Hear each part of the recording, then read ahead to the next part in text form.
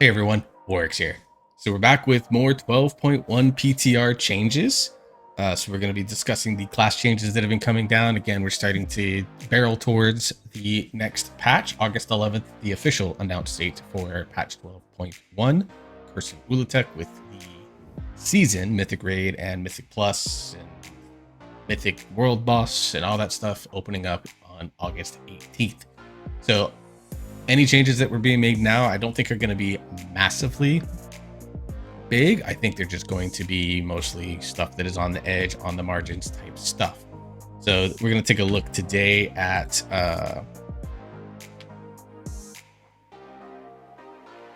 the changes coming to classes here as we move into patch 12.1 on the next PTR build, which is probably up by the time that I record and post this video. All right, so we'll start with Death Knight as we always do because they do these in alphabetical order. Sand Lane Blood Death Knight has been overperforming in AoE and low attack cleave, so we're pulling back the damage it gains from Blood Beast and Frenzied Blood Thirst. So this is Sand Lane specific, so Deathbringers are not affected by this. Blood is Life now accumulates 15% of the damage dealt from Blood Beast instead of 25, and then the Death Strike and Death Coil damage bonus is reduced by 5% per stack, down from 6% per stack. And Visceral Strength now grants 10% strength versus 12. Yeah, I was starting to see a lot of murmuring that Deathbringer was dead.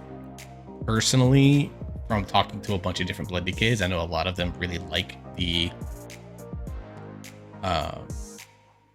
Deathbringer playstyle versus the Sand Lane playstyle. They like that they can kind of play both. So we were getting into a position where Sand Lane was just going to be the peak damage in all content. It was overperforming, definitely in AoE. I was seeing one of the big reasons that Blood Decay was being talked about a lot as potentially the meta Mythic Plus tank was in part because it was doing so much damage. A lot of the times with tanks in Mythic Plus, it's not necessarily, I mean, surviving is obviously important, but if you are doing just significantly more damage than a lot of the other tanks, you're generally speaking going to be the meta tank, regardless of how tanky you are, because you can glass cannon dungeons, then you're going to glass cannon dungeons. It's typically the fastest route. Blood Decay is always interesting when it does a lot of damage, even if it's not the most tanky of the tanks. It is generally always going to be extremely popular because despite the fact that Blood is not always like the most sturdy tank, like it has inherent defensive weaknesses because of how it's designed, the fact that it has so much self-healing is good. And then when you add on top of that it can do, generally, if it does the most damage, then that's a recipe ripe for Blood Decay to not just be the meta, but dominate the meta in ways that are probably unhealthy for almost everyone else. So hopefully pulling this back kind of brings the damage a little bit back in line with the rest of the tank field, because I was starting to see logs and damage meters where it was actually going to be where there was definitely some big concern about the spec starting to overtake a lot of everything else going on in the tank realm, even with Prop Paladin being also very lauded as being very good. Unholy Decay. Area damage has been higher than intended, so reducing several of his dot effects while increasing his personal melee damage and his tier set. So auto attack damage is getting increased. Virulent Plague damage is reduced by 10%. Its Apex talent getting a graveyard damage reduction. Its Epidemic is getting a damage reduction, but then Necrotic Bolt and Withering Grasp damage on a 4-set bonus is increased by 25%. So AoE nerf, probably a slight single target buff. I'm always very, very amused by seeing auto attack damage is increased because I think it's in some ways a very simple tuning knob, but for specs like Unholy that wield two-handed weapons, like auto attack damage is such a small part of the damage profile that I don't understand fully exactly why they always choose to buff two-handed specs auto attack damage. Arms got the same damage increase not so long ago. You know, if you increase the auto attack damage of like Dual Wield Frost or Enhancement Shaman or Rogues, even dual wielding Survival Hunters, it makes a lot more sense because it's in Windwalkers. Like, it's such a bigger part of their damage profile, but, you know, auto attacks for Unholy, for Arms, lesser extent Fury, Ret Paladin, it's such a smaller part of our damage profile that I always am amused by it, even though I understand it is actually a good tuning knob to do things like make your personal damage a little bit more. And for certain specs like Arms Warrior is obviously more auto attack damage, especially more auto attack crits, even with normalized rage generation, means you're generally speaking going to get more rage over time. And Unholy is starting to get to a point where it's potentially favoring a little bit of it, like it's starting to want a little bit more haste than maybe it was in season 1. So this obviously becomes even more impactful because the more haste you have, the faster your swing timer is. All right, Devour Demon Hunter. Low target cleave is a little higher than intended, so they're making adjustments. So Eradicate secondary target damage is reduced, and then Annihilator's final hour talent causes Voidfall bonuses to persist for 6 seconds instead of 8 seconds. So it sounds like I have not kept up a ton with Devour, honestly. If it's not playing Void Scarred, I don't fucking care. If Hungering Slash Hunt is not being played, I'm at a point with that spec where I don't care. Like, that's the playstyle I want to have fun with, especially now that I'm not maining it for season 2. I'm definitely targeting my Demon Hunter much more for fun factor rather than trying to like potentially be good at all the specs. And for me, Devour, the most fun playstyle we had was the Hunt Hungering Slash playstyle.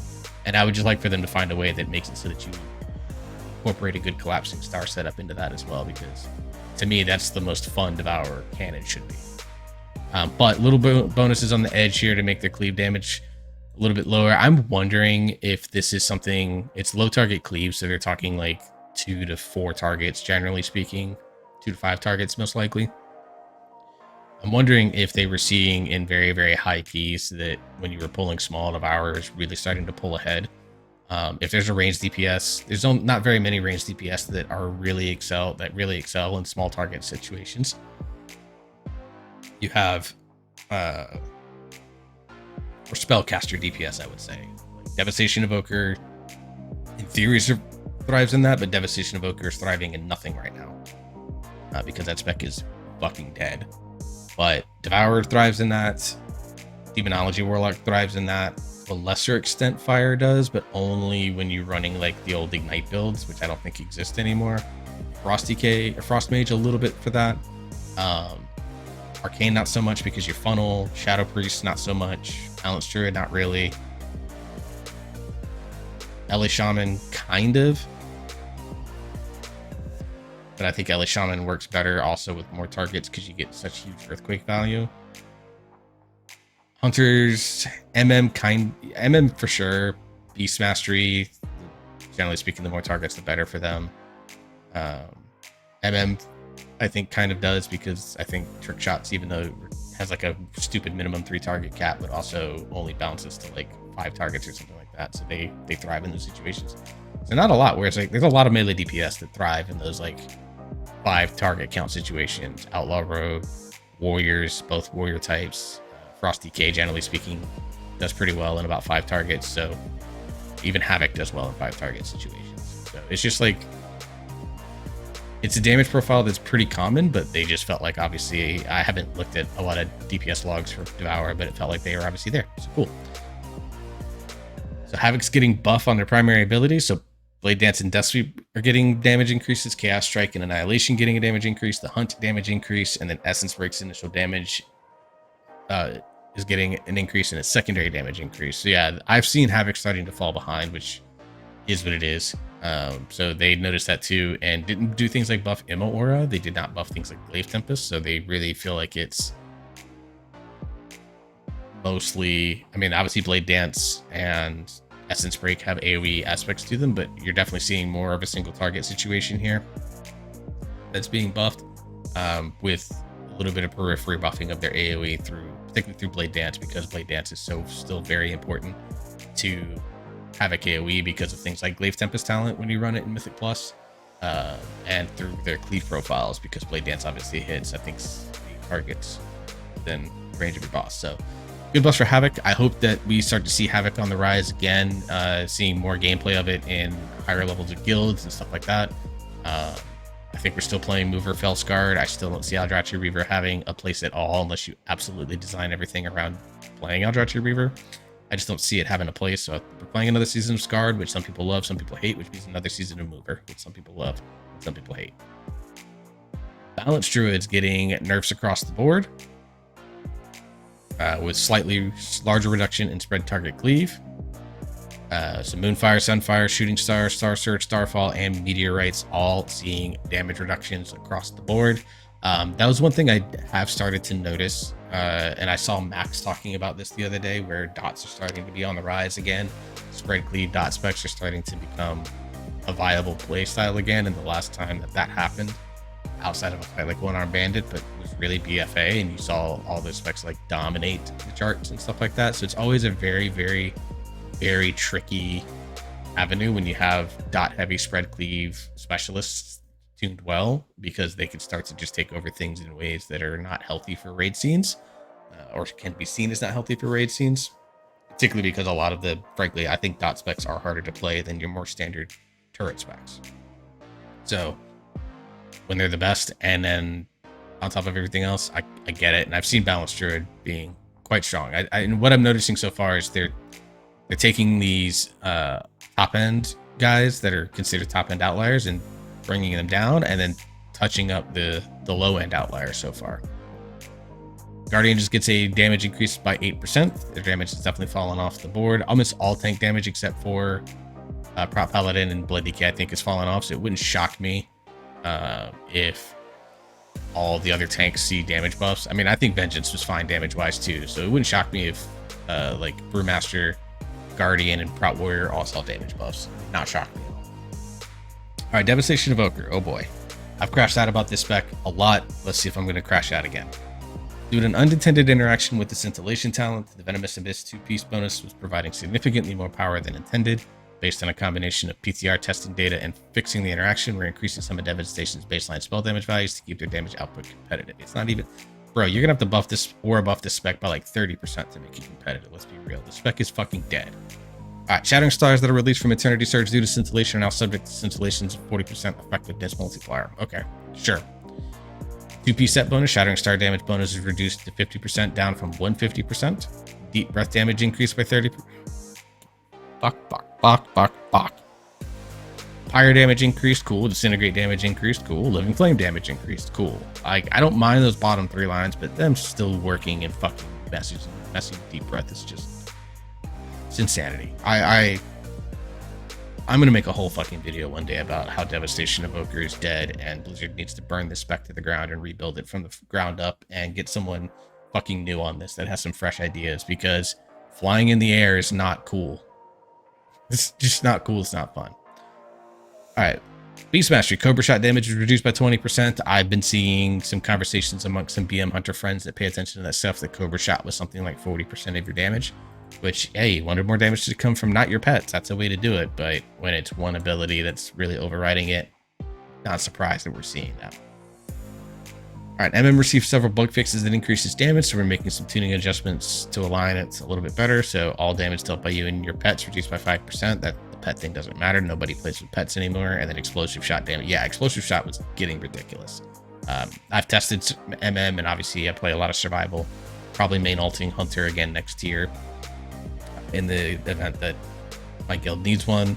I doubt I'll get to play it in Prague, but you know, fuck it, we're there. But I am going to be keeping up with Hunter and MM, BM, and I mean, I play all 3 Hunter specs. I'm content doing that. But MM is a spec that I've been trying to learn a lot more of.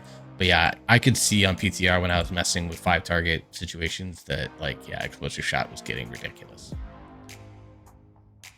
All right, Arcane is doing well in AoEs, but they want to buff their single target, so Arcane Blast is getting a damage buff. Spellslinger specifically is getting a Splintering Orbs damage bonus from 10% to 50%. Interesting.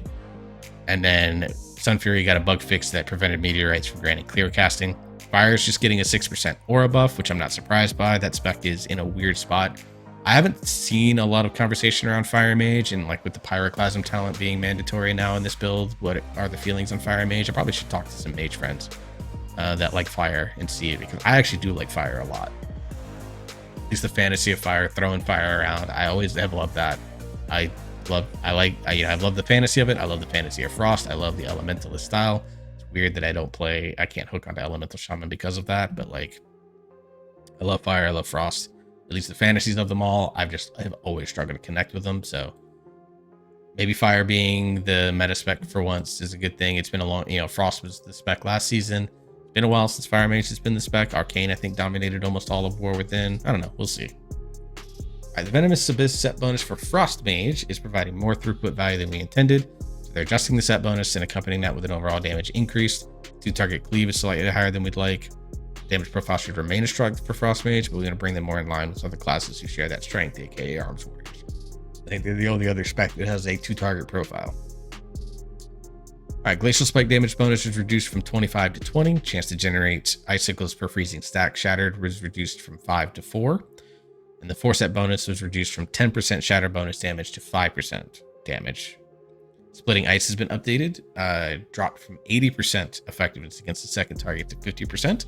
And Fractured Frost has been updated, where Ice Lance effectiveness against the second target was reduced from 100% to 50%. And then they get a 3% aura buff. So hopefully this kind of keeps Frost Mage kind of where they're at with a slight 2-target nerf. There's a lot of 2-target fights towards the end of the raid.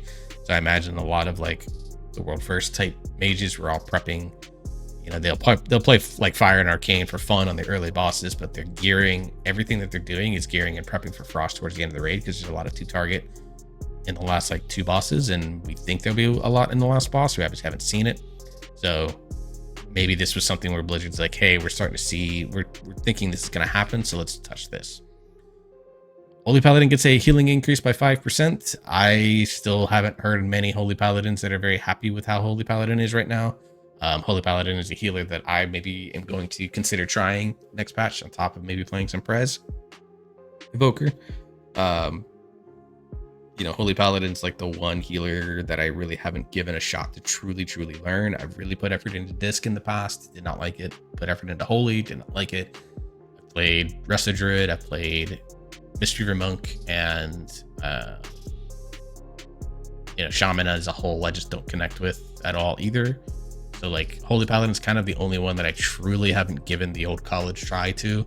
So I might do that this season and see what all the fuss is about. But until they have like a Avenging Crusader build that's viable, I know I'm gonna always, on some level, even if I enjoy and feel good about the current state of Holy Paladin, I always know that there's just like old play style that I would love to see come back. Maybe not as busted as it used to be, but I would love to see it be a viable option for someone like me who plays it pretty casually and would like to have fun doing like that damage to healing being in melee thing, because Holy Paladin hasn't stood in melee in a couple of tiers and it annoys me. Holy Priest getting a flat aura buff. Shadow's performance and spread cleave, so they're seeing kind of the same situation that Boomkin is. So they're getting a void volley damage reduction. A 4-piece is getting reduced from 125% effectiveness to 100% effectiveness. And then for Archon, focused outburst, void volley damage is increased by 5% instead of 15%. So just touching the AoE down a little bit. Shouldn't really mess with the single target at all. This obviously might infect it a little bit, so it's a small single target nerf. Probably a little bit of a decent AoE nerf, but I've been hearing a lot of excitement around Shadow Priest for next season, which is very, very funny to me. Because Shadow Priest are almost never excited about their spec. All right, Assassination Rogue gets a 10% aura buff. That is massive. Outlaw 6% aura buff, and Sub a 10% aura buff. So the 11 rogue players left in this game, congratulations. I don't understand how rogue has gone from like, it's like the most popular PvP class, but like in PvE, there's only like 12 people playing it or some bullshit. I know it's not exactly that small, but there's not a lot of rogues out there. And I get it, man. Like I tried to play rogue for like a month and I liked Assassination. Outlaw was fine. Sub was dull. There's just nothing in that class that really hooks me in a way that it used to hook me. And that's very weird to me because I like the energy combo point setup, even though I'm now a rage focused player. But like, I like the energy combo point system. I think it's a cool resource system, but it just feels like there's nothing hooking into it all that well. It's interesting. Outside of Assassination's like bleed dots setup, which I do enjoy playing. Although their Kingsbane Deathmark window is a little bit funky at times. All right, Ellie Shaman. Basically, Farseer is getting a nerf. So the lava burst damage is being reduced by from your Grandma and Grandpa by 20%, and the chain lightning that Grandma and Grandpa do is also reduced by 20%. All right, we're increasing the single target damage of each Warlock specialization and reducing Destruction's cleave profile. We want Destruction to shine in 2 target situations. I kind of forget that Havoc is a thing because I don't really play I don't pay attention to Havoc a ton. And the low keys that I've been doing because you're pulling big, so you just always rain of fire. Anyways, we want to keep that edge at a reasonable amount. So Haunt is now getting a damage amp that increases your damage dealt to the target by 16% instead of 12%. So decent little single target buff. Definitely makes it so that you want to make sure that you're always putting stuff onto your Haunt target. Demonology is seeing a Shadow Bolt damage, a Demon Bolt damage, a Gloomhound damage increase, and then a tooltip fix, whatever. So a couple of main spellcast heavy hitters. Demo, I didn't realize was that far down in damage. I like Demo's flow. Go from there. But go from there. Oh, real quick, I'm gonna give you a hot take. I think Affliction was better with Malefic Rapture. I don't like the way Affliction plays with UA as the spender. Burn me in the comments. Go for it. Destruction. Havoc now causes spells to deal 50% of their damage to the marked targets instead of 60. Soulfire got a damage increase, and then Chaos Bolt got a damage increase. Okay, so yeah. Soulfire being a damage increase, not surprising to me at all. I haven't played a ton of Raid with Destro Lock. I've been playing it pretty casually and just trying to learn it. Kind of weirdly having fun with it. I wasn't expecting to like this current form of Destro. I still obviously like Demonology. Like Warlock has kind of like become my, I don't have anything else to do, let's play a for fun caster spec. Since Devastation is fucking dead. I play Devastation all the time, but Devastation's fucking dead. Alright, Warrior. Slightly reducing Armed Warrior single target and cleave damage and adjusting its set bonuses so it's more rewarding than mixing older pieces. Yeah, there was a lot of like, we won't take our 4-piece until we get Mythic track tier. So, powerful momentum now increasing sweeping strikes chain damage by 20% instead of 25. Execute damage reduced by 15%. Midnight Season 1 bonus, getting a reduction on Colossus Smash damage bonus, and then Mortal Strike and Overpower, increase the damage of your next slam by 20% instead of 10, stacking up to 5 times instead of 3. I'm actually okay with this. So I kind of expected Arms Warriors to get a little bit of a nerf because they were performing very well on in raid testing. They were performing very well in M+ testing. It's looking like a full-on Slayer season where you're going to play Slayer in both single target and AoE. And so we kind of knew that they were the outlier. They were, I think, I won't know if they say by far, because Frost DK is pretty powerful the last time I checked.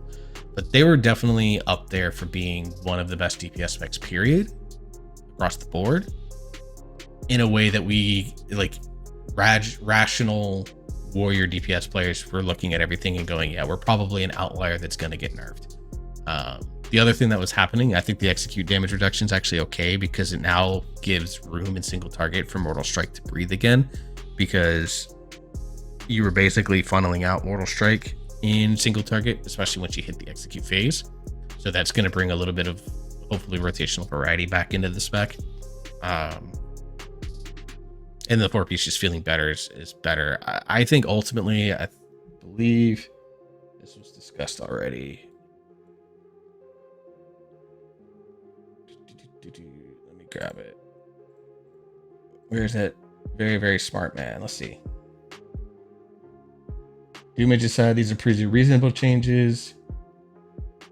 Execute was so powerful it wasn't worth casting Mortal Strike. Current set bonus takes a slight nerf, but should be easier to replace now. Comes out to a very small single target loss, about 1% single target, about 1.2, so 1/3% for 2 target, and a small, very small AoE buff, like 1/3%. So this is very light nerf according to the very smart warrior men that I keep it up with in the Sky Fury Discord and online and stuff like that. So very, very small nerfs, but stuff that just kind of cleans up the rotation profile a little bit better. And then Proc getting a damage buff by 6%. I'm very surprised Brewmaster didn't get one either. I've heard their stuff is starting to fall off damage wise, but yeah, protection where you're getting an aura buff, I'm not surprised by. Guardian Druid getting an aura buff, I'm not surprised by. Little surprised Brewmaster hasn't seen a lot of changes this round. I think they're pretty comfortable with where they're at, but my understanding is their tier set next year season's pretty trash. So I'm a little surprised they haven't done anything to try and make that cleaner. So overall, again, we're mostly hitting the outliers at this point, trying to hit specific cases in the case of like Warlock single target being a little bit low. They're just kind of trying to clean up and make things as decent as they can be so that when patch launches in 2 weeks, there's not any class that's like DOA except, you know, the fact that Devastation Invoker has been dead this whole expansion, and it continues to be dead this whole expansion until they rebuild it from the ground up, in my view. So overall, not major changes, small stuff. I think on the margins as a whole, I don't think anyone should be upset. I don't think this is going to remove anyone from being viable. I don't think any buff is all of a sudden changing and I don't think we're changing our predicted metas right now. And I only say predicted because we don't truly know until we really get into doing keys and doing raid and playing some different things and really seeing what things are going to be like once the patch goes live. Everyone likes to joke about the M plus meta, but like the truth is that the highest key pushers don't really start to settle into what their Mythic Plus tunes are going to be until like about 6 weeks into the expansion, because a lot of them, you know, for example, like everyone's playing Guardian, Druid, and Keys right now, but I guarantee you almost none of those tanks were playing Guardian or playing Druid at all for raid purposes. They were probably playing something completely different for raid. And at least on season start, they're going to play what they are going to need to gear for raid to start. So it's going to be about 6 weeks, I think, before we start to see what the Mythic Plus quote unquote meta, which I don't even fucking care about. I've said before, the Mythic Plus meta is pretty fake for everyone except like maybe 1,000 players at the very top of the key list. It's like, I mean, every tank is completed at 22. You know, the highest keys are 24s. So you're talking like 1 to 2 key levels, which is like not stellar, but not horrible. We've seen worse gaps. So like the truth is that the meta and plus meta doesn't matter for like 98% of players. Let's be real. But if you care about that stuff, it's not going to form for like another 6 weeks. So play what you have fun with, play what you're, you know, if you're someone that's playing what your raid needs, play that, go from there. But I think Blizzard's goal here is they want to make every spec feel playable on launch. I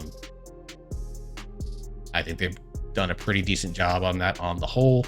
The exception is Devastation. And I mean, frankly, even Augmentation is in a pretty not great spot at the moment as well. Like Evoker is just in a really weird position, and the Preservation is, I think, way better than people are giving it credit for. I think it'll be better in keys. I think it'll be good in raid.